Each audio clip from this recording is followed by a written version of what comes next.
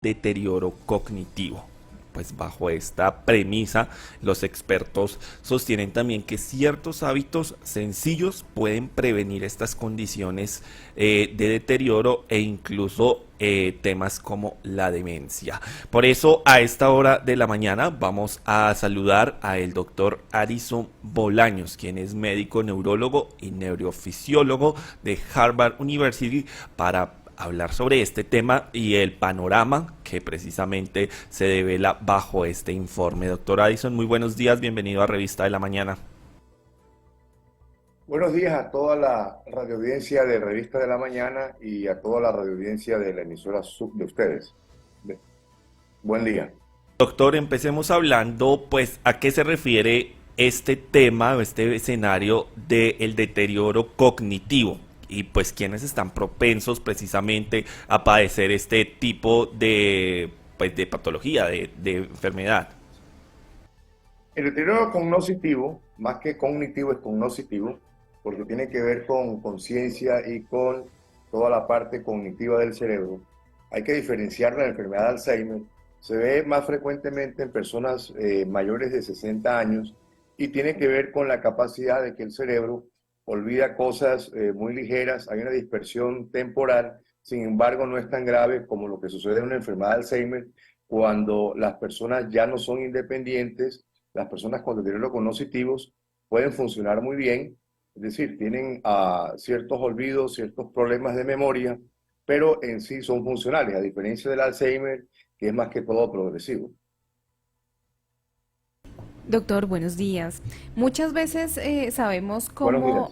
cómo mantener nuestro cuerpo en forma, ¿no? Pero no, digamos, no lo aplicamos a nuestra mente. ¿Cómo ejercitar nuestro cerebro también, teniendo en cuenta, pues, ese deterioro mental, pues, que se da con los años? Bueno, es una pregunta muy importante porque el deterioro cognitivo tiene que ver muchas veces con la edad. Se ve con mayor frecuencia en unos pacientes que en otros, sobre todo los que tienen problemas sistémicos como hipertensión arterial. Obviamente la hipertensión arterial causa unos pequeños microinfartos, personas que tienen isquemias cerebrales, personas que tienen enfermedades asociadas como tipo Parkinson, personas que tienen hipercolesterolemia, problemas de colesterol, como ya había dicho antes, problemas de tiroides. Entonces, eso me parece una pregunta muy interesante, porque lo que hay que hacer, así como las personas salen a caminar para disminuir efectos de riesgo cardiovascular, también hay que hacerlo con el cerebro. Entonces, el cerebro hay que ejercitarlo. Las personas, obviamente, aquí tenemos una edad de pensión a los 62 años, cuando hoy tenemos un promedio de vida a los 80 años. Entonces, una persona que se pensiona muy joven, obviamente va a tener muchos años y obviamente va a tener un deterioro si la persona tiene una vida sedentaria y no ejercita el cerebro. ¿Qué hay que hacer? Hay que leer, hay que tener relaciones familiares, intrafamiliares y con los amigos. Es importantísimo, se ha demostrado básicamente eso.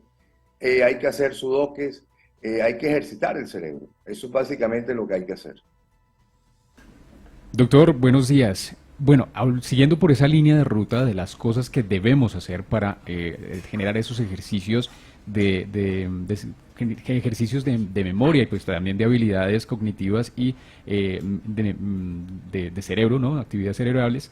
¿Cree usted que con la llegada de la tecnología hemos bajado también eso, como esa preocupación hacia hacia la memoria, esa preocupación también para generar ese hábito de ejercicios mentales? Mira, esa pregunta que acabas de hacer también es muy importante porque se ha demostrado se ha demostrado con el tiempo de que definitivamente la tecnología, así como nos trae muchos efectos benéficos, también nos causa muchas dificultades porque el cerebro deja de pensar, especialmente en los niños y también se está viendo reflejado en la edad adulta. Hay unos estudios donde, mira, es interesante. En Alaska, básicamente, eh, ellos que manejan trineos por perros, es un estudio muy interesante, ellos aprendían, los antiguos, con la luz de la luna a orientarse. Hoy en día los jóvenes usaban GPS. El GPS, al quedarse en una tormenta de nieve y se les acababan las baterías al GPS, estas personas quedaban completamente perdidas en la nieve, quedaban perdidas completamente en el Polo Norte. Entonces eso te indica de que como el cerebro no se ejercitó, no se utilizó, no tenían la intuición de los antiguos, por eso con la tecnología es un arma de doble filo. Hay países donde obviamente está demostrado no están utilizando la tecnología debido a que básicamente no están utilizando todas las funciones del cerebro. Nosotros tenemos en el cerebro el lóbulo frontal, que es el lóbulo que piensa, tenemos el lóbulo temporal, que es donde está la memoria, que es donde se produce el deterioro cognitivo, porque ahí está básicamente ligado el deterioro cognitivo y también la enfermedad de Alzheimer, el lóbulo parietal, que es para sensibilidad, y el lóbulo occipital, que es para visión. Entonces, el lóbulo frontotemporal básicamente es el que más que tenemos nosotros que desarrollar, por eso es supremamente importante lo que les acabo de decir, de ejercitar el cerebro haciendo actividades, que el cerebro esté completamente activo todo el tiempo. Doctor Addison, bajo las cifras que presenta este último informe, más del 46% de la población anciana tiene este deterioro cognitivo en el país. ¿Considera que es un momento de encender alarma para las autoridades de salud, para, pues bueno, diferentes estamentos en temas de salud, para que empiece a fortalecerse un poco el tratamiento de esto? Porque también se habla precisamente que ya son incluso personas aproximadamente de 45 años que llegan a diferentes consultorios a hacer tratamientos de este deterioro. Completamente de acuerdo. Sobre todo que hay lo dije anteriormente al inicio de la entrevista, que la sobrevida hoy en día pasa de los 70, 80 y hasta los 90 años. Entonces, ¿qué sucede? Nuestro país, que es un país pobre, subdesarrollado, si tú analizas analizamos estadísticas, todo esto tiene que ver también con todo el desarrollo intelectual del cerebro, y nuestra población, desafortunadamente, mucha sigue siendo completamente analfabeta, y analfabeta en muchos sentidos, porque hoy en día el concepto de analfabetismo se ha cambiado, por lo menos el no hablar idiomas es un proceso de analfabetismo, sobre todo en la parte profesional. Tú puedes haber estudiado una carrera, ser profesional, pero si tú no tienes varios idiomas, si tú no estás expuesto a otras circunstancias y a todos los complejos que hoy en día de la competitividad a nivel internacional, porque hoy en día obviamente tú vas a tener estas dificultades también. Entonces, nuestra población es más susceptible, inclusive que en países desarrollados, porque nuestro nivel educativo sigue siendo bastante bajo. Doctor, ¿cómo brindar calidad de vida a la población anciana que tiene este deterioro cognitivo? Bueno, en primer lugar, hay que acudir donde un profesional para diagnosticar esto. Hay una prueba que se llama las pruebas de los 7 pasos, donde básicamente se diferencia un deterioro cognitivo de un Alzheimer. Esto está dado por una evaluación neuropsicológica realizada por una neuropsicóloga, que lo vea un neurólogo, básicamente, y de las formas que hay que desarrollar esto, hay cierto tipo de medicaciones como la memantina, el donepezilo, que pueden ayudar un poco, pero más que todo es el desarrollo intelectual que la persona cree y el ambiente intrafamiliar que tenga. Desafortunadamente en nuestro país eso no existe en todo este tipo de redes, estamos en manos pues de EPS de la mayoría de tipo privado o de régimen subsidiado, pero hay organizaciones, hay personas que hacen fundaciones y en los barrios se organizan para ejercer actividades de la tercera edad, y eso ayuda bastante. Doctor, hace unos minutos y lo ha determinado durante nuestra conversación, son dos cosas, ¿no? El deterioro cognitivo y tenemos el Alzheimer. Pero si nosotros tenemos, o bueno, si algún adulto mayor en ese momento ya da, digamos, afirmativo todo este resultado frente a la investigación o frente digamos, a la data que se está dando frente al deterioro cognitivo y da positivo, ¿será que es posible que tenga Alzheimer de aquí a unos años o puede tener alguna relación? No. Son dos cosas completamente diferentes. Sí. El deterioro cognitivo básicamente es leve, no es progresivo. Se suceden cosas cotidianas de la vida, o sea, dónde dejé el dinero, dónde dejé las llaves del carro. Básicamente tiene que ver con problemas de memoria. El Alzheimer es una situación mucho más complicada, donde el Alzheimer tiene 7 estados, y tiene que ver con la calidad de vida del individuo, ya que el Alzheimer es de tipo progresivo, el deterioro cognitivo no es progresivo. Con el Alzheimer, la persona del 1 al 7, básicamente en los 7 estadios, cuando está llegando a los últimos estadios, básicamente la persona es incapaz de alimentarse, es incapaz de valerse por sí sola. La persona con deterioro cognitivo no va a tener esas dificultades. Ah, bueno, doctor, bueno, ahí tenemos entonces esa premisa, ¿no? Entonces no tenemos una relación y pues no puede ser contraproducente si se llega a hablar de este deterioro a más profundidad. Pero ahora el deterioro cognitivo, en este momento, pues las cifras son alarmantes en comunidad de mayor edad, ¿no? Pero nos puede dar también, o puede bajar la edad, ¿no? A personas más jóvenes.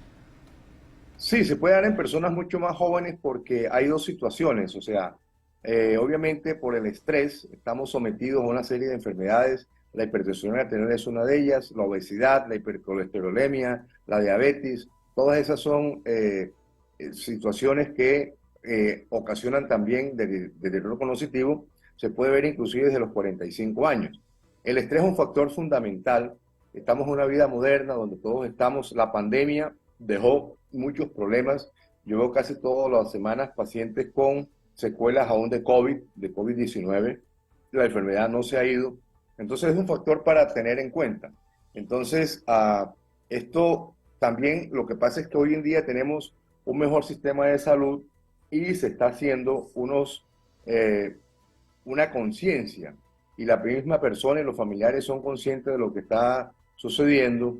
Y dicho esto sea de paso, básicamente las personas al tener mayor acceso al sistema de salud, pues obviamente va a haber mayor diagnóstico que en el pasado no existía. Doctor, usted menciona algo muy importante y es pues esa secuela que deja la pandemia, ¿no? Y bajo diferentes recomendaciones que se dan precisamente para cuidar la memoria, se habla del tema de socializar y mantener las relaciones sociales. Y en ese sentido me gustaría preguntarle, bajo ese panorama de pacientes que usted a diario recibe, ¿cómo se comporta este escenario de la sociabilización, teniendo en cuenta que pues la transformación a los escenarios digitales pues redujo en muchos grados este tema de la sociabilización, esto de manera física, y pues que también desde allí toma un punto importante para reducir las posibilidades de tener este deterioro cognitivo?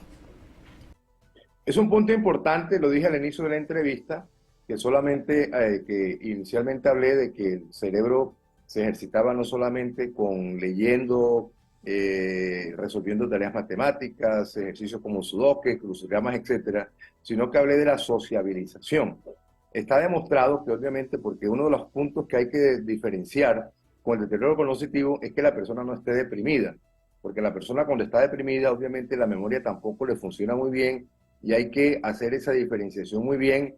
Por eso tiene que ser atendido por neuropsicólogos, psiquiatras o neurólogos para ver si esta persona tiene deterioro cognitivo per se o tiene una depresión, un síndrome de trastorno de ansiedad. Es fundamental. Los patrones de sueño también son importantes. Se ha demostrado que básicamente las redes de sociabilización personales son supremamente importantes para disminuir deterioro cognitivo, deterioro estrés y también la depresión. Entonces es fundamental que las personas socialicen, ya lo había dicho anteriormente, tanto en su círculo familiar como de amistades, es fundamental, porque la soledad obviamente tiende mucho a que la persona entre en depresión y también en deterioro cognitivo. Entonces se ha demostrado científicamente que parte del bienestar, del sentirse la persona bien, tiene que ver mucho con su entorno de relaciones sociales. Y obviamente hoy en día con la tecnología es grave porque la mayoría de las personas, usted va a un restaurante y ve 5 personas sentadas y no se comunican entre ellas y todos están pendientes de un chat. Entonces eso es gravísimo. Entonces eso es lo que hay que evitar.